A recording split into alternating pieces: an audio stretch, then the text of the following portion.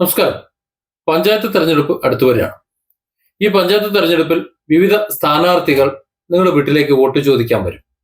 നിങ്ങൾ അവരോട് ചോദിക്കേണ്ട ചില കാര്യങ്ങളും അറിഞ്ഞിരിക്കേണ്ട ചില കാര്യങ്ങളുമാണ് ഈ വീഡിയോയിൽ വളരെ വിശദമായി ഞാൻ പറയുന്നത്. ഒരു കാര്യം എൻ്റെ പ്രിയപ്പെട്ട പ്രേക്ഷകർ മനസ്സിലാക്കേണ്ടത്, ഈ വീഡിയോ കാണുമ്പോൾ ഏതെങ്കിലും ഒരു രാഷ്ട്രീയ കക്ഷിയുടെ ഭാഗമായി സംസാരിക്കുകയാണെന്ന് തോന്നരുത്. കേരളത്തിൽ നമ്മുടെ ഇവിടുത്തെ സർക്കാർ എന്ന് പറയുന്നത് സഖാവ് പിണറായി വിജയൻ നേതൃത്വം കൊടുക്കുന്ന CPM നേതൃത്വം കൊടുക്കുന്ന ഇടതുപക്ഷ സർക്കാരാണ്. കേന്ദ്ര സർക്കാർ എന്ന് പറയുന്നത് BJP നേതൃത്വം കൊടുക്കുന്ന നരേന്ദ്രമോദി പ്രധാനമന്ത്രിയായിട്ടിരിക്കുന്ന NDA സർക്കാരാണ്. ഈ രണ്ട് സർക്കാരും കൂടി തന്നെയാണ് ഇന്ത്യയിലെ അല്ലെങ്കിൽ നമ്മുടെ കേരളത്തിലെ സാമ്പത്തിക രംഗവും സാമൂഹ്യ രംഗവും മറ്റ് വിദ്യാഭ്യാസ രംഗവും എല്ലാം ഡെവലപ്പ് ചെയ്യേണ്ടത്. അതുകൊണ്ട് തന്നെ ഇനി പറയുന്ന കാര്യങ്ങൾ പറയുമ്പോൾ ഇതിൽ ഏതെങ്കിലും ഒരു കൂട്ടരെ ചിലപ്പോൾ താങ്ങി പറയേണ്ടി വരും, ചിലപ്പോൾ മോശമാക്കി പറയേണ്ടി വരും. അതുകൊണ്ട് ഇതൊരു രാഷ്ട്രീയമായി നിങ്ങൾ കാണരുത്. പഞ്ചായത്ത് തെരഞ്ഞെടുപ്പ് എന്ന് പറയുന്നത് തദ്ദേശ സ്വയംഭരണ സ്ഥാപനങ്ങളിലേക്കുള്ള തെരഞ്ഞെടുപ്പാണ്. അതായത് നമുക്ക് എന്ത് ആവശ്യമുണ്ടെങ്കിലും എന്ത് വേണമെങ്കിലും ഒരു പഞ്ചായത്ത് മെമ്പറോടാണ് നമ്മൾ ആദ്യം പറയേണ്ടത്. പഞ്ചായത്ത് മെമ്പറാണ് ഏറ്റവും അടിസ്ഥാന തലത്തിൽ നമ്മൾ സഹായിക്കേണ്ടത്. കഴിഞ്ഞ 10 വർഷമായി, ഞാൻ ഈ 10 വർഷമായി എന്ന് പറയുന്നത് കേരളത്തിൽ പിണറായി സർക്കാർ 10 വർഷമാകുന്നു, കേന്ദ്രത്തിൽ BJP സർക്കാർ 10 വർഷം കഴിയുന്നു. ആ ഒരു ഘട്ടമാണ്. കുറച്ചേറെ ആയിട്ടുണ്ട്, അവിടെ നിൽക്കട്ടെ. കേരളത്തിൽ കുറച്ച് കുറവാണ്, കേന്ദ്രത്തിൽ കുറച്ച് കൂടുതലാണ്. ഈ കഴിഞ്ഞ 10 വർഷത്തിനുള്ളിൽ രണ്ട് സർക്കാരും, നമ്മൾ കേരളത്തിലാണ് താമസിക്കുന്നത് എന്നതുകൊണ്ട് അതിന്റെ കാര്യം നമുക്ക് എടുക്കാം. കേരളത്തിൽ എന്താണ് ചെയ്തിട്ടുള്ളത് എന്ന് നമ്മൾ ചിന്തിക്കണം. പഞ്ചായത്ത് തെരഞ്ഞെടുപ്പിലൂടെ വിജയിച്ചു വരുന്ന പഞ്ചായത്ത് മെമ്പർമാരാണ് നമ്മളിലേക്ക് അത് എത്തിക്കുന്നത് എന്നതുകൊണ്ട് തദ്ദേശ സ്വയംഭരണ സ്ഥാപനങ്ങളെ തെരഞ്ഞെടുപ്പ് എടുക്കുന്ന ഈ വേളയിലാണ് ഇത് ചിന്തിക്കേണ്ടത് എന്ന് തോന്നുന്നു. നമുക്ക് തൽക്കാലം കേരളത്തിലെ കാര്യം സംസാരിക്കാം. കേരളത്തിൽ സാധാരണക്കാരുടെ ഇടയിലുള്ള അവസ്ഥ എന്താണ്? പാവപ്പെട്ടവരുടെ ഇടയിലുള്ള അവസ്ഥ. നല്ല കാശുകാരുടെ കാര്യമല്ല പറയുന്നത്. മിഡിൽ ക്ലാസ് എന്ന് പറഞ്ഞാൽ നെട്ടോട്ടമോടാണ്. അതിന് താഴെയുള്ളവർ ആകെ നട്ടം തിരിയുകയാണ്. ആ നട്ടം തിരിയുന്നതിന്റെ പ്രധാന കാരണം സാമ്പത്തികമില്ലായ്മയാണ്. അതിൽ ജപ്തിയുണ്ട്, അതുപോലെ മറ്റ് തൊഴിലില്ലായ്മയുണ്ട്, അങ്ങനെ ഒരുപാട് കാര്യങ്ങളുണ്ട്. ഇതിനിടയിൽ അവർക്ക് ഭക്ഷണം കഴിച്ചു പോകണം, അവരുടെ കുട്ടികളുടെ വിദ്യാഭ്യാസം വേണം, മറ്റു പലതും വേണം. അതിന് എന്തെങ്കിലും നമ്മുടെ സർക്കാർ ചെയ്തു തന്നിട്ടുണ്ടോ? അല്ലെങ്കിൽ കഴിഞ്ഞ തദ്ദേശ സ്വയംഭരണ സ്ഥാപനങ്ങളിൽ നമ്മൾ വിജയിപ്പിച്ചു വിട്ടിട്ടുള്ള വിവിധ രാഷ്ട്രീയ കക്ഷി പ്രതിനിധികൾ നമുക്ക് ചെയ്തു തന്നിട്ടുണ്ടോ എന്നാണ് നിങ്ങൾ പരിശോധിക്കേണ്ടത്. ഞാൻ കഴിഞ്ഞ 10 വർഷമായി കേന്ദ്ര സർക്കാർ അനുവദിച്ചിട്ടുള്ള ചില കാര്യങ്ങളെ കുറിച്ച് പറയാം. ഇതിൽ പിന്നോക്ക വിഭാഗത്തിൽപ്പെടുന്ന മുഴുവൻ ആൾക്കാരും ആ കാര്യത്തിൽപ്പെടും. ഇവിടെ നിലവിൽ നമുക്കറിയാവുന്നത് 2 കാര്യങ്ങളാണ്. ഒന്ന്, റേഷൻ കടയിലൂടെ സൗജന്യ റേഷൻ ലഭിക്കുന്നുണ്ട്. അത് മിക്കവാറും എല്ലാ വീടുകളിലും BPL കാർഡുള്ള എല്ലാ വീടുകളിലും സൗജന്യമായി വാങ്ങുന്നുണ്ട്. അതിൽ കക്ഷി രാഷ്ട്രീയമൊന്നുമില്ല. BJP-കാരും വാങ്ങുന്നുണ്ട്, കോൺഗ്രസ്സുകാരും വാങ്ങുന്നുണ്ട്, ഇടതുപക്ഷക്കാരും വാങ്ങുന്നുണ്ട്, എല്ലാവരും വാങ്ങുന്നുണ്ട്. സർക്കാർ അനുവദിച്ചിട്ടുള്ളതാണ്. കേന്ദ്ര സർക്കാർ അനുവദിച്ചിട്ടുള്ള ആ സൗജന്യ റേഷൻ കേരള സർക്കാർ ഒട്ടും കുറയാതെ തന്നെ ജനങ്ങളിലേക്ക് എത്തിച്ചു കൊടുക്കുന്നുണ്ട്. കേരളമാണ് അതിന്റെ വിതരണക്കാരെന്ന് പറയുന്നത്. അതിലാകെ വരുന്ന ഒരു മാറ്റം, കേന്ദ്ര സർക്കാർ അനുവദിച്ചിട്ടുള്ള ഗോതമ്പ് അതിലൊരു ഭാഗം എടുത്തുകൊണ്ട് അത് ഒന്ന് പൊടിച്ചോ പാക്കറ്റിലാക്കി കേരളത്തിൻ്റെതാക്കി മാറ്റി അതിൽ ഒരു 10-14 റുപ്യ ഈ പറയുന്ന റേഷൻ കാർഡ് ഉടമകളിൽ നിന്ന് സർക്കാർ വാങ്ങുകയും ചെയ്യുന്നുണ്ട്. കേരള സർക്കാർ അത് കേരളത്തിന്റെ ഉൽപ്പന്നമാക്കി മാറ്റുന്നുണ്ട്. ഈ ഒരു ചെറിയൊരു വ്യത്യാസം മാത്രമേ അവിടെ ഉള്ളൂ. പിന്നീടുള്ളതാണ് മുദ്രാ ലോൺ. മുദ്രാ ലോൺ നമുക്കറിയാം, ഒരുപാട് പേർ ഉപകാരപ്പെടുത്തിയിട്ടുണ്ട്. ലോണുകൾ എടുത്തുകൊണ്ട് അവരുടെ മേഖല, അതിൽ രാഷ്ട്രീയമൊന്നുമില്ല. അതിൽ ഇടതുപക്ഷക്കാരും വലതുപക്ഷക്കാരും ഇതിനിടയിൽ നിൽക്കുന്നവരും എല്ലാവരും മുദ്രാ ലോണുകൾ എടുത്ത് അവരുടെ ജീവിതം കരുപ്പിടിപ്പിക്കാൻ വേണ്ടി എന്തെങ്കിലും ചെയ്യാൻ പറ്റുമെന്ന് നോക്കുന്നുണ്ട്, ചെയ്യുന്നുണ്ട്. അപ്പൊ ഇത് രണ്ടും ഈ കേന്ദ്ര സർക്കാർ തന്നിട്ടുള്ള കാര്യങ്ങളാണ്, അനുവദിച്ചിട്ടുള്ള കാര്യങ്ങളാണ്. അത് ഫലപ്രദമായി സംസ്ഥാനത്തെ പൗരന്മാരെ ഉപയോഗിക്കുന്നു. സംസ്ഥാന സർക്കാരുകൾ അത് സപ്പോർട്ട് ചെയ്തത് കൊണ്ട്. അപ്പോൾ ഇനി എനിക്ക് നിങ്ങളോട് ചോദിക്കാനുള്ളത്, കേന്ദ്ര സർക്കാർ അനുവദിക്കുകയും ഈ കേരള സർക്കാർ അത് നടപ്പിലാക്കാതിരിക്കുകയും ചെയ്തിട്ടുള്ള എന്തെങ്കിലും പദ്ധതികളുണ്ടോ എന്നാണ്. കാരണം കേരളത്തെ തിരിഞ്ഞു നോക്കുന്നില്ല. കേരളത്തിൽ BJP-യുടെ MLA-മാരില്ല. കേരളം BJP-യുടെ തട്ടകമല്ലാത്തത് കൊണ്ട് ഇവിടെ ഒന്നും തരുന്നില്ല, കേന്ദ്രം തരുന്നില്ല എന്നൊക്കെ കേരള സർക്കാർ പറഞ്ഞുകൊണ്ടിരിക്കുമ്പോൾ കേരളത്തിന് എന്തെങ്കിലും കേന്ദ്രം അനുവദിച്ചിട്ടുണ്ടോ, അല്ലെങ്കിൽ ഇന്ത്യയിൽ പൊതുവായി അനുവദിച്ചിട്ടുള്ള എന്തെങ്കിലും കേരളം ഏറ്റെടുക്കാതെ ലാപ്സാക്കി കളയുന്നുണ്ടോ, അർഹതപ്പെട്ട ആനുകൂല്യങ്ങളോ മറ്റോ കേരളം അന്ധമായ രാഷ്ട്രീയ വിരോധം മൂലം കേരളത്തിലെ സാധാരണക്കാരായ പാവപ്പെട്ട ആൾക്കാർക്ക് അന്യമാക്കുന്നുണ്ടോ എന്നൊക്കെ നമുക്കൊന്ന് പരിശോധിക്കാം. ഞാൻ നിങ്ങളിൽ കുറച്ച് കാര്യങ്ങൾ ഇവിടെ പറയാം. അതിൽ എത്ര കാര്യങ്ങൾ കേന്ദ്ര സർക്കാർ ആവിഷ്കരിച്ചിട്ടുള്ള എത്ര കാര്യങ്ങൾ നിങ്ങൾ അറിഞ്ഞിട്ടുണ്ട് എന്ന് നോക്കണം. ഇവിടെ നമുക്ക് അറിയിച്ചു തരേണ്ടത് ഇവിടുത്തെ ഇടത് വലത് കക്ഷികളാണ്. അതായത് ഭരണപക്ഷവും പ്രതിപക്ഷവും. അവരാണ് ഇവിടെ പ്രധാനമായും ഭരിക്കുന്നത് എന്നതുകൊണ്ട് ജനങ്ങളിൽ പഞ്ചായത്തുകളിലൂടെ, തദ്ദേശ സ്വയംഭരണ സ്ഥാപനങ്ങളിലൂടെ, പഞ്ചായത്ത് മെമ്പർമാരിലൂടെ നമ്മളിലേക്ക് എത്തിച്ചു തരേണ്ടതാണ്. പക്ഷെ കഴിഞ്ഞ 10 വർഷമായിട്ടും മിക്കവാറും കാര്യങ്ങളൊന്നും ജനങ്ങൾ അറിഞ്ഞിട്ട് കൂടിയില്ല. അതുകൊണ്ട് ഇത്തരത്തിൽ ചില പദ്ധതികൾ ഉണ്ട് എന്ന് ജനങ്ങളെ ബോധിപ്പിക്കാനും കൂടിയാണ് ഈ വീഡിയോ. ഞാൻ ഓരോന്നായിട്ടൊന്ന് പറയാം. വിദ്യാഭ്യാസ സ്കോളർഷിപ്പുകൾ. ഈ വിദ്യാഭ്യാസ സ്കോളർഷിപ്പുകൾ സാമ്പത്തികമായി പിന്നോക്കം നിൽക്കുന്ന പിന്നോക്ക വിഭാഗക്കാരായിട്ടുള്ള ആൾക്കാർ, അതിൽ മുസ്ലിം വിഭാഗം അടക്കം പെടും, അത്തരത്തിലുള്ള വലിയൊരു ഭാഗം പിന്നോക്ക വിഭാഗക്കാർ അവർക്ക് അനുവദിച്ചു കൊടുത്തിട്ടുള്ളത്. അവർക്ക് പഠിക്കാനും തുടർ പഠനത്തിനും പഠനം മുടങ്ങിയവർക്കും ഒക്കെ പഠിക്കാനുള്ള സംവിധാനമാണത്. അത്തരത്തിലുള്ള ഒരു പദ്ധതി ഉണ്ട് എന്ന് ഈ രണ്ട് വിഭാഗം, ഇവിടുത്തെ ഭരണ പ്രതിപക്ഷ വിഭാഗങ്ങൾ ജനങ്ങളെ അറിയിച്ചിട്ടില്ല. കാരണം അതിന്റെ ആനുകൂല്യങ്ങൾ ലഭ്യമാക്കേണ്ട വലിയൊരു വിഭാഗം ഇവിടെ ഉണ്ടായിരുന്നു, അവരാരും പറഞ്ഞു തന്നില്ല. ഞാൻ അതിൽ ഒന്ന് പറയുന്നത് പ്രീ മെട്രിക് സ്കോളർഷിപ്പാണ്. അത് 9-10 ക്ലാസ്സുകളിൽ പഠിക്കുന്ന വാർഷിക വരുമാനം 1 ലക്ഷം രൂപയിൽ താഴെയുള്ള കുടുംബങ്ങളിലെ കുട്ടികൾക്കാണ്. 9-10, നേരത്തെ അത് 1 മുതൽ 8 വരെ ക്ലാസ്സുകൾ ഉണ്ടായിരുന്നു. പക്ഷെ ഇപ്പൊ അതല്ല, ഇപ്പൊ 9-10 ക്ലാസ്സുകളിലേക്കായിട്ട് പരിമിതപ്പെടുത്തിയിട്ടുണ്ട്. ഈ 9-10 ക്ലാസ്സിൽ പഠിക്കുന്ന 1 വർഷം രൂപയിൽ വാർഷിക വരുമാനത്തിൽ താഴെയുള്ള കുട്ടികൾ എന്ന് പറയുമ്പോൾ, കുടുംബത്തിലെ കുട്ടികൾ എന്ന് പറയുമ്പോൾ നമ്മൾ നെറ്റ് ചുളിക്കും. 1 ലക്ഷം രൂപയ്ക്ക് താഴെ എന്ന് പറയുമ്പോൾ ആരാ ഇതിനകത്തുള്ളതെന്ന് ചോദിക്കും. നിങ്ങളുടെ റേഷൻ കാർഡ് നിങ്ങളൊന്ന് എടുത്തു നോക്കുക, നിങ്ങളുടെ വീട്ടിലെ റേഷൻ കാർഡ്. പരമാവധി അതിന്റെ മാസ വരുമാനം എന്ന് പറയുന്നത് എത്രയായിരിക്കും? ഒരു 500-600 ഒക്കെ ആയിരിക്കും, അത്രേ ഉള്ളൂ. 1000 രൂപ ഉണ്ടാവും പരമാവധി. അതായത് വാർഷിക വരുമാനം ഒരു 12,000 രൂപ മുതൽ ഒരു 25,000 രൂപ വരെയാണ് സാധാരണക്കാരായിട്ടുള്ള പാവപ്പെട്ടവരുടെ എല്ലാ കാർഡുകളിലും വരുമാനം എഴുതി വെച്ചിട്ടുള്ളത്. അത് തന്നെയാണ് അവരുടെ വാർഷിക വരുമാനം കണക്കൂട്ടുന്നത്. അപ്പൊ അങ്ങനെ വരുമ്പോ ഈ 9-10 ക്ലാസ്സുകളിൽ പഠിക്കുന്ന 1 ലക്ഷം രൂപയിൽ താഴെ മാത്രം പ്രതിവാർഷിക വരുമാനമുള്ള എല്ലാവർക്കും ഈ ഒരു ആനുകൂല്യം പ്രീ മെട്രിക് സ്കോളർഷിപ്പ് ലഭിക്കും എന്ന് പറയുമ്പോൾ കേരളത്തിലെ വലിയൊരു വിഭാഗം കുട്ടികൾക്ക് അതൊരു അനുഗ്രഹമായനെ, കുടുംബങ്ങൾക്ക് അതൊരു അനുഗ്രഹമായനെ. ഇവിടെ അന്ധമായ കേന്ദ്ര സർക്കാർ, നേരത്തെ പറഞ്ഞില്ലേ, BJP വിരോധം നിമിത്തം കേരള സർക്കാരോ അതല്ലെങ്കിൽ കേരളത്തിലെ പ്രതിപക്ഷമോ ജനങ്ങളോട് പറഞ്ഞിട്ടില്ല. കഴിഞ്ഞ 10 വർഷമായി അത് കേരളത്തില് അത് നേരിട്ട് അറിയാവുന്ന ഏതാനും പേർ മാത്രമാണ് അത് വാങ്ങുന്നത്. ബാക്കിയൊക്കെ ലാപ്സായി പോവാണ്. അതായത് അപേക്ഷകരില്ലാത്തൊരു സാഹചര്യമുണ്ട്. അപ്പൊ കേന്ദ്ര സർക്കാർ പദ്ധതി തരാഞ്ഞിട്ടല്ല, നമ്മളെ യഥാസമയം ഇവിടുത്തെ തദ്ദേശ സ്വയംഭരണ സ്ഥാപനങ്ങളിലെ പ്രതിനിധികൾ, നമ്മുടെ വാർഡ് മെമ്പർമാർ നമ്മുടെ വിവരം അറിയിക്കാത്തതാണ്. നമ്മളെങ്ങാനും അപേക്ഷിച്ചത് കിട്ടിയാൽ, കേന്ദ്ര സർക്കാരിന്റെ പദ്ധതികൾ നമ്മൾ ഉപയോഗപ്പെടുത്തി കഴിഞ്ഞാൽ ഇനി വോട്ടെങ്ങാനും BJPക്ക് പോയാലോ എന്ന് കരുതിയിട്ടാണെന്ന് തോന്നുന്നു.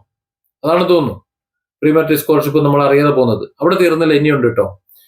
പോസ്റ്റ് മെട്രിക് സ്കോളർഷിപ്പുകൾ, അതായത് +1 മുതൽ PhD വരെയുള്ള ഉപരിപഠനത്തിന് കുടുംബ വാർഷിക വരുമാനം 2 ലക്ഷം രൂപയിൽ കവിയരുത്. നേരത്തെ പറഞ്ഞതുപോലെ 2 ലക്ഷം രൂപയിൽ കൂടാത്ത വാർഷിക വരുമാനമുള്ളവർ, മിക്കവാറും BPL അംഗങ്ങളൊക്കെ അത് തന്നെയാണെന്നേ. എല്ലാവർക്കും അത് ഉപകാരപ്പെടും. അതായത് എത്ര ആൾക്കാർക്ക് അത് ഉപകാരപ്പെടും എന്നറിയാം.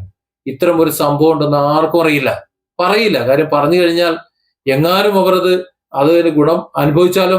ഇത് കേന്ദ്രം ഈ കേരളത്തിന് വേണ്ടിയിട്ട് ഒരു ചുക്കും ചെയ്യുന്നില്ല എന്ന് പറഞ്ഞുകൊണ്ടിരിക്കണ്ടേ. അപ്പൊ അതിനുവേണ്ടി ആ വിവരം നിങ്ങൾ അറിഞ്ഞിട്ടുണ്ടാവില്ല. ഇനി മൂന്നാമത്തത് മെറിറ്റ് കം മീൻസ് എന്നാണ്, MCM എന്ന് പറയും. ആ സ്കോളർഷിപ്പാണ്. അത് ഒരു പ്രൊഫഷണൽ കോഴ്സുകൾ, എഞ്ചിനീയറിംഗ് അല്ലെങ്കിൽ മെഡിക്കൽ അതുപോലെയുള്ള അത് പഠിക്കുന്ന പാവപ്പെട്ട വീട്ടിലെ കുട്ടികൾക്ക് 2.5 ലക്ഷം രൂപയാണ് വാർഷിക വരുമാനം നിശ്ചയിച്ചിട്ടുള്ളത്. ഒരുപാട് കുട്ടികൾ സർക്കാർ കോട്ടയിൽ പഠിച്ചുകൊണ്ട് പോകുന്നുണ്ട്. കഴിവുള്ള കുട്ടികൾ, അവർക്ക് സാമ്പത്തികമായി കുറച്ച് പ്രയാസമുണ്ട്. അവരുടെ ആ സാമ്പത്തിക പ്രയാസം തീർത്തു കൊടുക്കാൻ വേണ്ടിയുള്ള ഒരു പദ്ധതിയാണത് മെറിറ്റ് കം മീൻസ് MCM എന്ന് പറയുന്നത്. അത് എത്ര ആൾക്കാർക്ക് അറിയും എന്ന് എനിക്കറിയില്ല. അടുത്തത് നോക്കൂ, ബീഗം ഹസ്രത്ത് മഹൽ ദേശീയ സ്കോളർഷിപ്പ്. 9 മുതൽ 12 വരെ ക്ലാസ്സുകൾ പഠിക്കുന്ന ന്യൂനപക്ഷ വിഭാഗങ്ങളിലെ പെൺകുട്ടികൾക്ക് മാത്രമായിട്ടുള്ള പ്രത്യേക സ്കോളർഷിപ്പ്. ഞാനൊരു കാര്യം ചോദിക്കട്ടെ, ഞാൻ താമസിക്കുന്നത് മലപ്പുറത്താണ്. മലപ്പുറത്ത് ബഹുഭൂരിപക്ഷം വരുന്നത് മുസ്ലിങ്ങളാണ്. അതിൽ തന്നെ വലിയൊരു വിഭാഗം സാമ്പത്തികമായി പിന്നോക്കം നിൽക്കുന്നവരാണ്. വിരലിൽ എണ്ണുന്ന കുറച്ച് ആൾക്കാർ മാത്രമാണ് വലിയ സാമ്പത്തികമുള്ളത്. ഈ പിന്നോക്ക വിഭാഗങ്ങളിലുള്ള ഈ പെൺകുട്ടികൾ, ആ പെൺകുട്ടികൾക്ക് ബീഗം ഹസ്രത്ത് മഹൽ ദേശീയ സ്കോളർഷിപ്പ് 9 മുതൽ 12 വരെ ക്ലാസ്സുകൾ പഠിക്കുന്ന ന്യൂനപക്ഷ വിഭാഗങ്ങളിലെ പെൺകുട്ടികൾക്ക് മാത്രമായിട്ടുള്ള സ്കോളർഷിപ്പ് വാങ്ങുന്ന എത്ര പേരുണ്ട്? എത്ര പേർക്ക് അത് അറിയാം? അത് പറയില്ല. അതാണ് ഇതിന്റെ വിഷയം. അതായത് പദ്ധതികൾ ഇല്ലാഞ്ഞിട്ടല്ല, പദ്ധതികൾ വിവിധ സർക്കാരുകൾ നടപ്പിലാക്കാഞ്ഞിട്ടല്ല. അത്തരത്തിൽ നടപ്പിലാക്കുന്നത് അതിനെ നേരെ എതിർ സ്വഭാവമുള്ള സർക്കാർ ഭരിക്കുന്നിടത്ത് അത് പറയില്ല, ജനങ്ങൾക്ക് അത് കൊടുക്കാതെ സർക്കാരിന്റെ കുറ്റം പറഞ്ഞുകൊണ്ട് തെരഞ്ഞെടുപ്പിനെ നേരിടാനാണ് എല്ലാവരും ശ്രമിച്ചുകൊണ്ടിരിക്കുന്നത്. ഇത് ഈ പഞ്ചായത്ത് തെരഞ്ഞെടുപ്പ് കാലത്ത് തന്നെ പറയുന്നത്, കഴിഞ്ഞ 10 വർഷമായി കേരളത്തിൽ നിലകൊണ്ടിരുന്ന ഇത്തരം സംഭവങ്ങൾ നിങ്ങൾ എത്ര പേര് വാങ്ങാൻ വേണ്ടി നിങ്ങൾ അറിയിച്ചിരുന്നു? നിങ്ങളെ ഇടത് വലത് മുന്നണികളിലെ ഒക്കെ നേതാക്കന്മാരെ അല്ലെങ്കിൽ മെമ്പർമാര്, ഇവരാണല്ലോ ഇവിടെ ഏറ്റവും കൂടുതലുള്ളത്. അതുകൊണ്ടാണ് ഞാൻ അങ്ങനെ പറയുന്നത്. ഒന്ന് നോക്കണം. അപ്പൊ ബീഗം ഹസ്രത്ത് മഹൽ ദേശീയ സ്കോളർഷിപ്പ് പെൺകുട്ടികൾക്ക് വേണ്ടിയിട്ടുള്ളത്, അത് എന്ത് ചെയ്തിട്ടില്ല, ന്യൂനപക്ഷങ്ങൾക്കുള്ളതാണ്. അതും നിങ്ങൾക്ക് കുറിച്ച് അറിയണമെന്നില്ല. പിന്നെ പ്രധാനപ്പെട്ട മറ്റൊന്നാണ് PM വികാസ് പദ്ധതി എന്ന് പറയുന്നത്, നൈപുണ്യ വികാസനവും ഉപജീവനവും എന്ന് പറയുന്നത്. അതില് സീക്കോർ കമാവോ എന്ന് പറയുന്ന ലേൺ ആൻഡ് ഏൺ എന്ന് പറയുന്ന ഒരു പദ്ധതിയുണ്ട്. തൊഴിൽ നൈപുണ്യ പരിശീലനം നൽകിയിട്ട് ജോലി ഉറപ്പാക്കുന്ന ഒരു പദ്ധതി. ഈ ഒരു പദ്ധതിയെ കുറിച്ച് സത്യത്തിൽ കേരളത്തിൽ എത്ര പേർക്ക് അറിയുമെന്ന് എനിക്ക് അറിയില്ല. പിന്നെ ഒരു പദ്ധതിയുണ്ട് ഉസ്താദ്, പാരമ്പര്യ കലകളിലും കരകൗശല വിദ്യകളിലും പരിശീലനം നൽകുന്ന വിപണി കണ്ടെത്താൻ സഹായിക്കുന്ന ഒരു പദ്ധതി.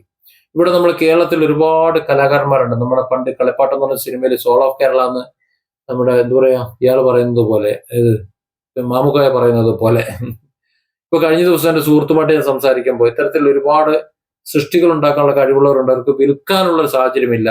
അപ്പോൾ അവരുടെ ഉൽപ്പന്നങ്ങൾ അർഹമായി വില വാങ്ങി കൊടുക്കുന്നത് നമ്മൾ ചെയ്താൽ രണ്ട് കാര്യമല്ലേ ഉള്ളത് എന്ന് നമ്മളൊരു ചർച്ച നടത്തിയിരുന്നു അതിനെക്കുറിച്ച്.